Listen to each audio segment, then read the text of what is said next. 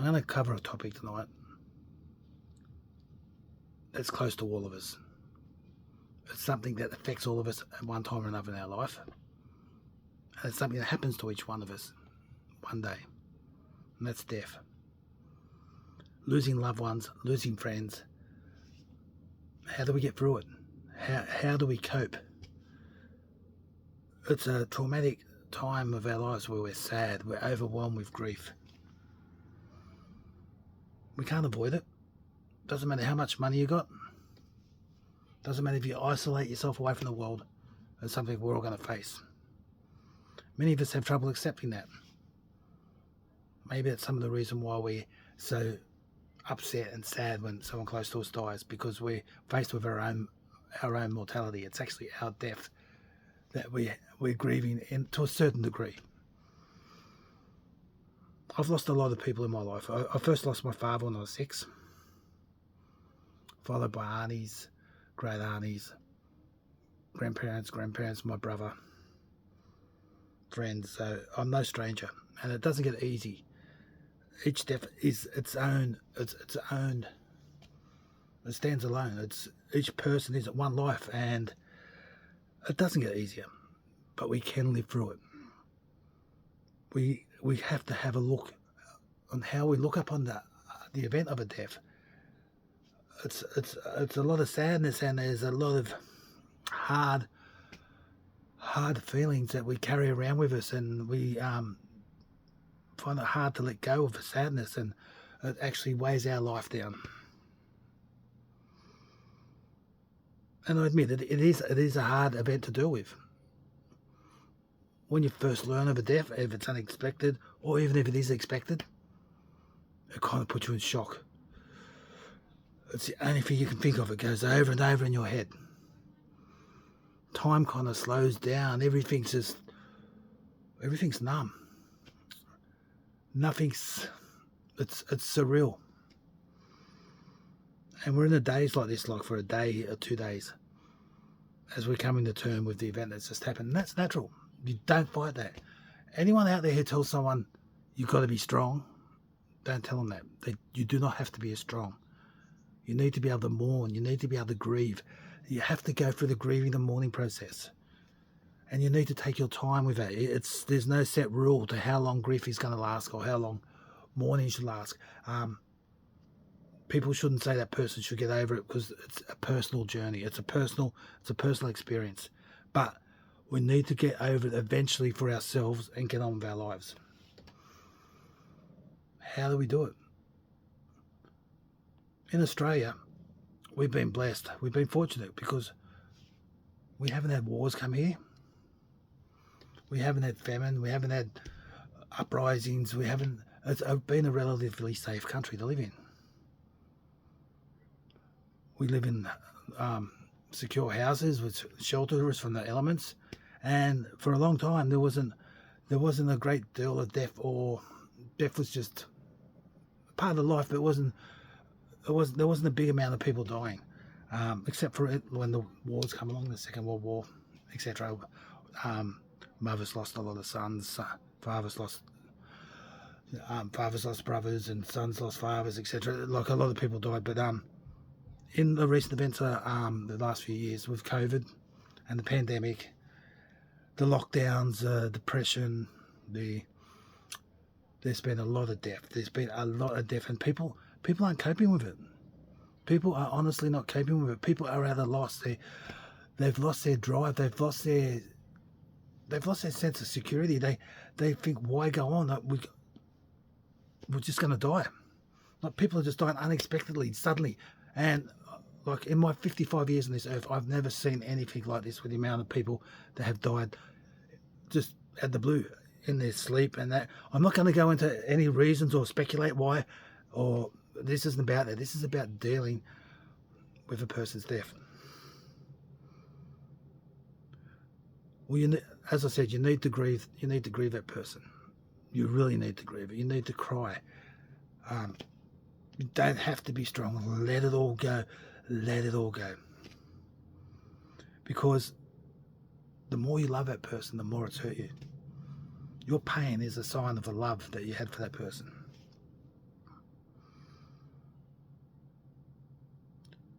come to the funeral.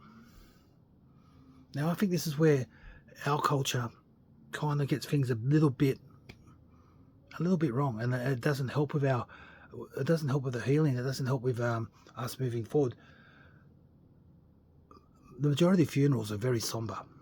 The undertakers look very long-faced and like very serious and stern. Some people are wearing veils. No one really. It's awkward. No one talks. Families, naturally, they're up the front crying. People up the back are crying. They haven't even met the person. They're just there out of respect or something. It's a very sad event. And that person in the box up there who's just recently passed might have been the most cheerful, happiest, full of life person who lifted rooms and cheered everyone up around them. But here's everyone there absolutely shattered and heartbroken. What we should be doing, we need to accept that person is gone. This sounds hard, but we need to accept that person's gone and not focus on the actual death and not have sadness for the death. Okay, you get that happens when the person first dies and you're going through that grief and the pain and you're dazed and that's that period where it hits you. We should be celebrating that person's life. We should be remembering the good that person done, the love you had for the person, the love that person had for you, the funny stories that person told, the things that you learned together, the places you saw together. Carry that forward with you. Make that person's legacy a legacy of love. Like, just because that person's died, people put sadness to that name. We need to accept. We walk along the path of life and we venture along. None of us know when we're going to be taken from that path, when we're going to drop, but while we're there, we walk together.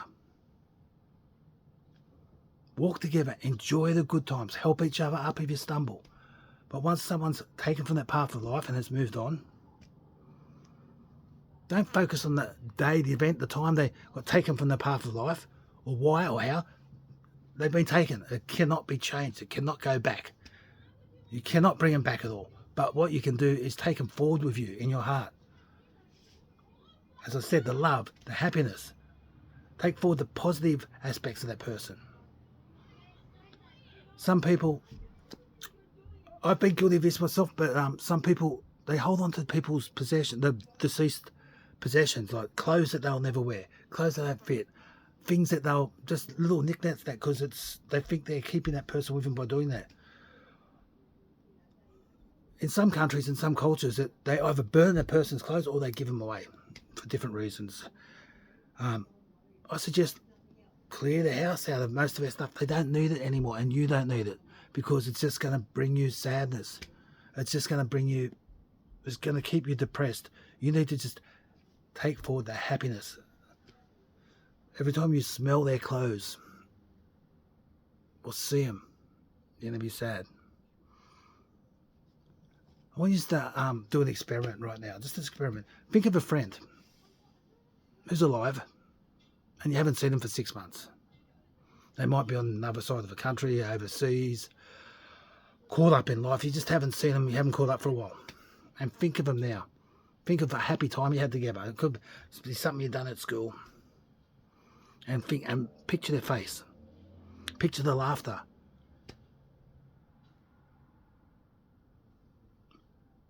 Guess what? They're still alive. Well, that's the same with people who have deceased. They've gone to another place. Yeah, but their memories, everything you and that person were, is still alive. As long as you're drawing breath, they are still alive. They remain in your heart and your memory. A person who's died, and there's not one person on earth who can remember them. Everyone's gone there in no one's memory, then that's truly dying. We love our family, we love our brother. We wish we could keep him forever, but unfortunately, it doesn't work like that. I told my sister, Carol, if I die, I don't want you to be sad. I want you to go on. I want you to know I went out doing something I enjoyed. I want you to be strong for your children and don't let me drag you down because que sera, sera. I said that to her, and that's when I was in a pretty turmoil time in my life, and I honestly thought I was going to be taken from the earth prematurely and not even have a funeral, find like some shallow bush grave or something. That's where my mind was at. But no, which brings me to the point. I hadn't heard from my sister Carol for a while, and I'm going to tell this Carol because I think it's very important.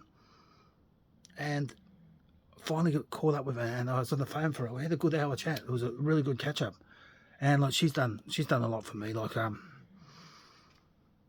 just when COVID was happening, she took me in her home with her kids and everything, and she looked after me. She was like my mother. My younger sister was like my mother. She mothered me because I had some misfortunes, and I don't know if many of you know, I was living on the yacht. The yacht sank. I found myself homeless. She took me in, no questions asked. And we've always talked. We've always been close, but I hadn't heard from her for a while. And I said to her, and she kind of opened up with me, and she said, I'm too scared to talk to anyone, to any of my friends, to people I love, because everyone's dying. And don't get me wrong, my sister has been for a lot of deaths. Like, she went through all the deaths that I went through with my immediate family. My sister and I are the only ones from my the family, not my adopted brothers and sisters. That's another thing, but from my nuclear family, my mum, dad, brother, my sister and me. My sister, we're the only ones left. And she said, and she's been through a lot. She lost her husband, or her partner of 27 years. That really hurt her. Then a lot of her friends, some school friends, have been dying. Like, she's 53, I say. Yeah, I'm 55. She'll be 53. And so we're at that age where we're starting to lose people. But it's still a bit young, but it doesn't matter. We cannot control when we go. But she's scared to talk to people. She's scared to love people, like, because they're going to die. But I told her, Carol, we're here now. This is when you need to love them. It's too late when they've gone. You can't let the fear of death affect you from living. You need to live your life. You need to live it to the fullest. The person who's gone before you would want you to live your life. They want you to go forward. They want you to be happy. They're not walking the path next to you, but they want you to keep walking that path. They don't want you to fall off the path. They don't want you to fall down. Honour their life. Honour their life for being a person that brings light to the world, positivity, and you're smiling, because the measure of success in this world is not money. It's not materialistic objects. It's not wealth, flash this, flash that, the best car, the best clothes, having a beautiful model looking like face, even if you pay a plastic surgeon through the roof for it. None of that's success. What success is inner peace, stability within, finding your way in the world, and having that peace, having that calmness. And we get that through acceptance. So we need to accept that people pass. We need to accept that they're not going to be physically here anymore. We can't ring them up. We can't have a chat. We can't go down and have lunch with them. We can't go to the park and fly a kite, kick a football, or whatever you do. But the essence of that person, their soul, the fabric of who they are, will be carried within you for the rest of your days on this earth. And carry it with pride. Carry it with love. Honour them. You know, like, after I'm gone, I want people to know me and to have a laugh. What about when that time the idiot done this and the idiot done that? I don't want them to go, oh, I don't think anyone. Yeah, some people, hey, he's gone. But no, seriously, I want people to, when they think of me, to laugh and have and feel a bit of joy inside. Because at the end of the day, we're all in this together. And after we're gone, all we do is leave our sentiment behind. If you're that tough guy who's bullying everyone, if you've stolen from people, no remorse, you've done shit things and that, and you just go to sleep tonight and you don't wake up, what are people going to think about you? Are you that tough then? No one's going to defend you. None of it's going to get back to you. You want to leave positive, love, and that makes it easier for the people who are left behind, to pick up with that positivity that you've given to the world and keep going. I'm going to finish this with just a few moments of silence, and I want everyone to remember those who have gone, but not with sadness. Think of some awesome times, some great times you had with them, and bring that image into your mind. And remember, don't be sad. Let it bring some happiness and joy into your heart. Let their love come back inside you. So I'll finish with a moment silence, probably about 30 seconds, and then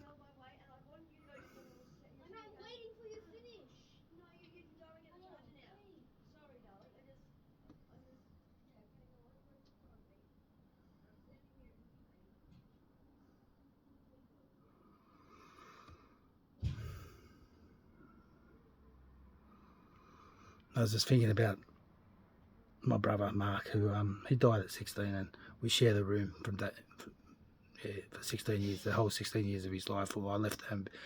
I was just thinking of the antics we got up to before we fell asleep every night, but it was funny times, and I thank him for that. I love him for that, and I'm blessed to have had him in my life. I'm blessed to have my mother in my life, my dad. I'm blessed to have every single friend that I've had in my life that has passed, and I thank you all.